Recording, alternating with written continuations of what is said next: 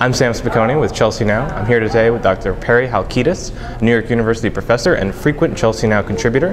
He's got a new book out called The AIDS Generation, Stories of Survival and Resilience, and we appreciate him spending some time with us here today at his big book release party at NYU. So, Dr. Halkitis, tell me a little bit about, first, what is the AIDS generation, just so we know what that is, and define kind of the main principles of what that means to you, and why we really have a lot to learn from these men's stories. Absolutely. Thank you for that question. I mean, the AIDS generation can be defined, in a wide spectrum. In the most narrow sense of the word, it's men who came of age in the 1970s and 1980s who were infected with HIV and whose lives were devastated by the HIV virus. And these are the men who either died in the first 20, 30 years of the epidemic or continue to live to this day.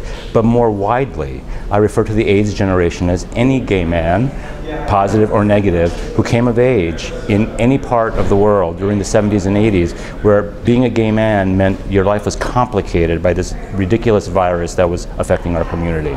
I would even take a more expansive view and say that in places in New York, like New York and San Francisco, the AIDS generation is the generation of any person who came of age during that generation, men, women, positive or negative, across every race and ethnicity, across every culture. We were the generation that was defined by the onset of this virus, which sort of derailed our lives for a while, but also defined our lives. One of the things that you mentioned, by the way, I loved the book, I read it this past week. Congratulations. Thank you. And one thing that I thought was interesting that you mentioned, along with these ideas about the bravery of the AIDS generation, was that one of your purposes in writing the book was correcting certain, what you said, problems and deficits that exist in the behavioral literature when it comes to gay men, and specifically to HIV-positive gay men.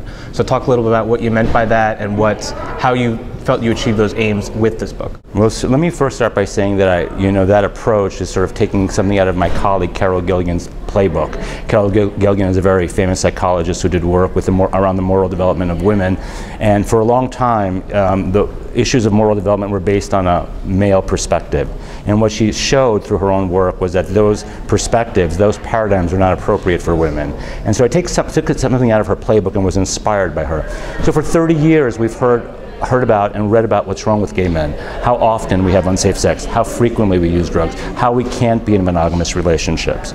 Yet, we've never talked about what's right about us. The fact that we lived through this horrible epidemic, the fact that we have great professions, the fact that we have meaningful relationships, the fact that we are viable psychologically and emotionally, despite the fact that we live in a society that continues to be homophobic, despite the fact that we were not taught how to have a relationship with somebody of the same sex. So my goal in writing this book was in part to correct those misconceptions, to say what is good about gay men, what is amazing about HIV-positive gay men who've been living with this virus for 30 years, and to sort of provide those stories as a model for future generations of gay men who are coming of age now, who will come of age in the future.